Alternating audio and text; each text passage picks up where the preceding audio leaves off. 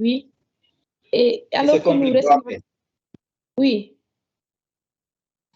En fait, je te pose des questions pour comprendre ta question. Ah, d'accord. Je disais tout à l'heure, je vous avais posé une question et vous m'aviez dit que non, que le syndrome néphrotique pouvait pas donner comme complication un OAP. Ou bien c'était pas ça que vous aviez dit? Si c'est un syndrome néphrotique seulement. Maintenant, si c'est un syndrome jusqu'au stade d'insuffisance rénale chronique.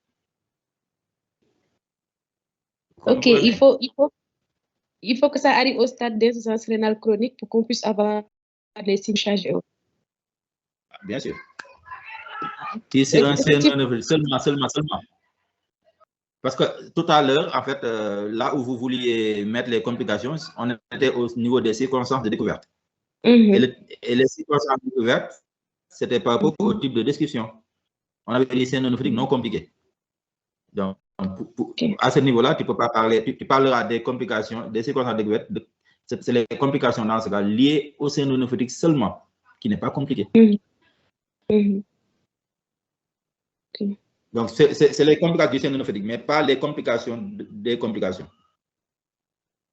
D'accord. Je ne sais pas si vous comprenez en fait. Un syndrome néphrotique n'évolue pas d'un seul tenant vers une insuffisance rénale chronique ou aiguë avec surcharge, non. Les complications les plus classiques, les plus fréquemment rencontrées, c'est les thromboses et les infections. Je vous donne des cas très simples. Vous avez un patient néphrotique connu qui vous vient dans un tableau de détresse respiratoire. Vous allez évoquer quoi en premier lieu? Par un OAP. Vous allez évoquer les complications infectieuses et thromboemboliques. Infectieuses, pneumonie ou pleuropneumonie. Complications thromboemboliques pulmonaires. Un patient néphrotique qui vous vient dans un tableau de convulsion. Vous évoquez d'abord les complications infectieuses et les complications thromboemboliques. Infectieuses, méningite, thromboembolique, thrombose d'une veine cérébrale. C'est comme ça. L'insuffisance rénale, c'est une complication qui est possible, mais dans certains types de syndromes néphrotiques, les syndromes néphrotiques, cortico-résistants. Ou bien que l'enfant ait pris une phytothérapie, dans ce cas, c'est la phytothérapie qui aura détruit ses reins et qui l'aura entraîné dans un tableau d'OAP. Mais ce n'est pas le syndrome néphrotique en tant que tel. Ok, d'accord. Merci. Même si ce n'est pas clair à 100%, au moins à 60%. Non, c'est clair en fait. Cette notion-là, je l'avais depuis que devant un syndrome néphrotique avec une détresse respiratoire qui est associée, je me disais qu'il y avait des signes de surcharge, donc on le mettait dans le cas de dans le contexte de la surcharge. Donc c'est un OAP, je ne l'avais pas compris comme ça en fait. Et effectivement, pour le malade pour lequel je vous parle, après on s'est rendu compte qu'il y avait une insuffisance rénale chronique. Donc même s'il y avait un OAP, comme vous disiez, ça peut être la complication de l'insuffisance rénale. C'est la complication de la complication. Voilà, j'ai compris maintenant. C'est la complication de la complication. C'est un syndrome néphrotique qui est insuffisance rénale et cette insuffisance rénale, c'est compliqué d'OAP. On vous comprend parfaitement. Le cours, la syndrome œdématologique rénale, on vous l'a fait faire pour changer votre attitude. Parce que vous bombardez les enfants néphrotiques de diurétiques, alors que ce n'est pas ça. C'est pour ça seulement qu'on vous a fait faire ce chapitre-là. D'accord? Il faut changer de fusil d'épaule. Ce n'est pas tout œdème qu'on traite avec des diurétiques, notamment avec du furosémide. Non, ce n'est pas ça.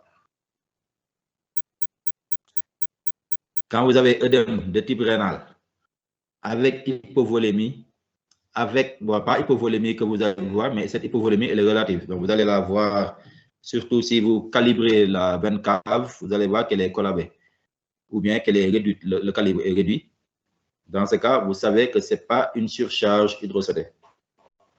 Donc, si vous faites votre bandelette urinaire, donc vous ne pouvez pas avoir des œdèmes de type rénal sans faire de bandelette urinaire, ce n'est pas possible. Et si vous faites votre bandelette urinaire, vous avez des protéines. Dans ce cas, le meilleur diurétique, c'est l'aldactone. Syndrome œdémateur de type rénal associé à une protéinurie, surtout si vous avez une hypoalbuminémie que vous pouvez mettre en évidence. Dans ce cas, le meilleur diurétique, c'est l'aldactone. Et dans une seule situation, vous pouvez mettre un diurétique du furosémide, donc diurétique de Lens, c'est quand vous avez une natrémie qui est inférieure à 130.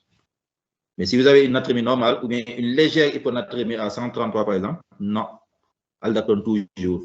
Mais si la natrémie est inférieure à 130, dans ce cas, en plus de l'aldactone, vous pouvez donner un diurétique de Lens. C'est codifié, c'est très clair. Vous avez un enfant qui a des œdèmes de type rénal, qui fait une HTA, et vous faites votre NFS, vous avez des signes d'émodulation, vous savez que cet enfant a plus d'eau qu'il n'en a besoin. Dans ce cas, vous savez que c'est une surcharge hydrosodée. Vous faites votre échographie ou votre radiographie, vous avez des signes de surcharge pulmonaire, ou bien faites votre échographie cardiaque, vous avez une veine cave qui est dilatée. Là, vous savez que le mécanisme, c'est, jusqu'à preuve du contraire, c'est une augmentation de la pression hydrostatique. Dans ce cas, à volonté, vous faites une restriction hydrique, une restriction sodée, et vous bombardez. Simple. C'est très bien codifié. Maintenant, il faut avoir la sémiologie nécessaire et la compréhension adéquate. Ça va permettre rapidement de traiter. Mais si vous voulez traiter tous les œdèmes de la même façon, ça ne marche pas. On pouvait attaquer ce cours-là sous l'angle hyponatrémie, par exemple. Dans ce cas, on va faire hyponatrémie avec œdème, hyponatrémie avec euvolémie et hyponatrémie avec déshydratation. Donc, hyponatrémie avec œdème, ça va rejoindre l'augmentation de la pression hydrostatique. Donc, il y a plusieurs manières d'attaquer ce genre de cours-là. Mais on vous l'a fait le plus simplement possible. Donc, œdème de type rénal. Mais sachez quels éléments vont vous servir pour qualifier ces œdèmes et quels éléments vont vous permettre de traiter. Donc, œdème de type rénal, le diagnostic, il est purement clinique. Vous n'avez pas besoin de biologie, etc. La biologie dont vous aurez besoin, c'est pour voir le retentissement et les étiologies. Mais le diagnostic, il est purement... C'est clair, Raki? Professeur, c'est clair. Pas d'autres questions? Non, non. Donc, Raki, tu me proposes un plan modifié, un plan détaillé par rapport aux éléments dont on a parlé. Tu me l'envoies. Si je valide, après, tu fais le remplissage. D'accord, il n'y a pas de problème. OK. Merci. Mais ne vous inquiétez pas. Presque tout le monde va valider. Presque tout le monde. Pour ne pas dire tout le monde. D'accord, professeur. C'est mieux. OK.